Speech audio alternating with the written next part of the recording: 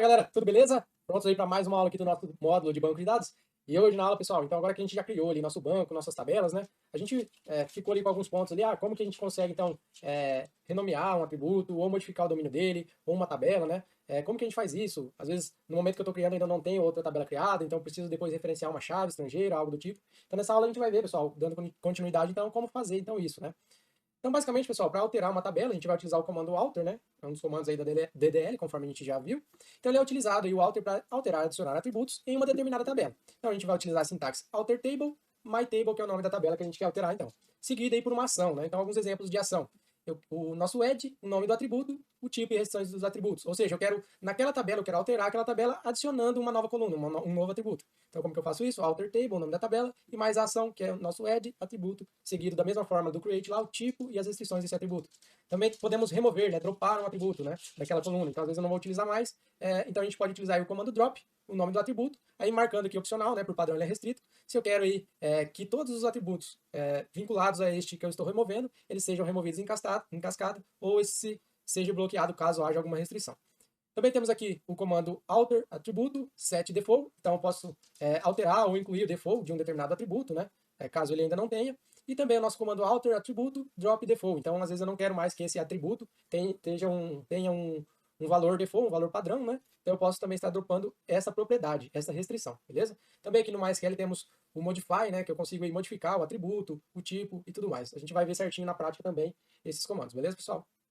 Também aqui a gente tem o comando drop table, né? Então é quando a gente quer realmente excluir uma tabela do banco de dados. E é só legal aqui mencionar então que uma tabela não pode ser removida se outra entidade depender dela, né? Então esse é aquele conceito relacional, que a analogia aí, né, a gente pode trazer uma árvore genealógica, né? Eu não posso então ter um filho sem que exista um pai.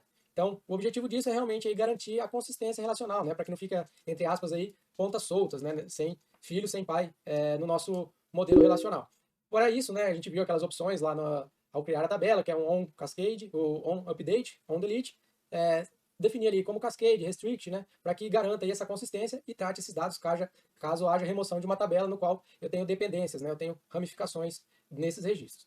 Bom, voltando aqui para o nosso exemplo prático, vamos já aqui então, pessoal, na sequência, já criarmos a nossa tabela de professor, né, lembra que ficou faltando criar, e referenciar lá na tabela de disciplina, beleza? Então vamos já aqui na sequência, criarmos nossa tabela de professor, a qual ali, vamos dar uma olhadinha quais campos, né, que ela contém, apenas CPF e o nome, né, então CPF, campo CPF, trazer para cá, vamos colocar aqui o CPF, lembra que a gente quer que ele seja uma string fixa, né, não pode ter menos do que 11, então a gente coloca do tipo char, vamos colocar também aqui o nosso nome, já sendo como um varchar, com o tamanho 100, vamos colocar ele como not null e beleza, e vamos na sequência então adicionar a primary key de professor, que é o nosso CPF, beleza? Vamos rodar aqui então, já vemos aqui a mensagem do sucesso. Então agora vamos atualizar aqui ao lado e vamos relembrar então, em aluno disciplina, né? Desculpa, em disciplina, na verdade, vamos relembrar aqui nosso modelo relacional, a gente tem um campo aqui, uma chave estrangeira de professor, que é o nosso CPF professor, né? Porém, aqui ainda a gente não tem criado. Então, como que a gente pode utilizar? O nosso alter, comando alter. Então, nesse caso, a gente vai utilizar o alter table. Qual tabela que a gente quer alterar, né? Nossa tabela de disciplina. A gente quer fazer o quê? A gente quer adicionar um campo, que no caso seria o nosso CPF. Seria o nosso CPF professor. Lembra que a gente comentou, como ele vai ser um campo aí do tipo chave estrangeira, eles têm que pertencer ao mesmo domínio. Então, lembra que a gente criou o professor como char11, então a gente vai manter o mesmo domínio aqui, beleza? Então, vamos inicialmente criar esse campo, então já foi criado aqui, se a gente atualizar, né? A gente já vê que tem o CPF professor, porém, ele ainda não é nossa AFK, nossa chave estrangeira, né? Então, como que a gente adicionaria nesse caso aqui uma chave estrangeira?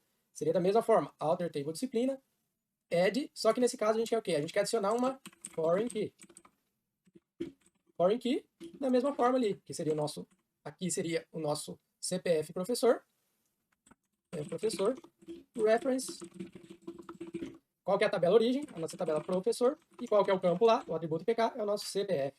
Beleza, pessoal? Então vamos rodar aqui. Já vemos também aqui a mensagem de sucesso. Vamos mais uma vez atualizar aqui. Então a gente já vê que foi criado então esse CPF professor. Reparem que ele já ficou aqui como negrito, que indica aí que é uma chave estrangeira, beleza, pessoal? Vamos então confirmar aqui, ó. Já temos o nosso CPF professor, beleza? Na tabela disciplina.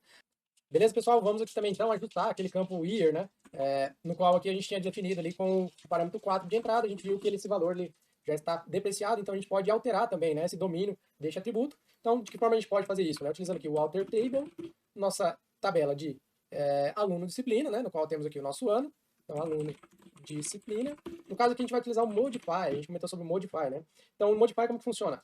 Ele vai modificar o campo inteiro com os tipos e as restrições que a gente colocar aqui. Então a gente quer modificar o ano, a gente quer colocar ele do tipo year, sem o número 4 como entrada, e a gente quer manter o check ano maior que 2000.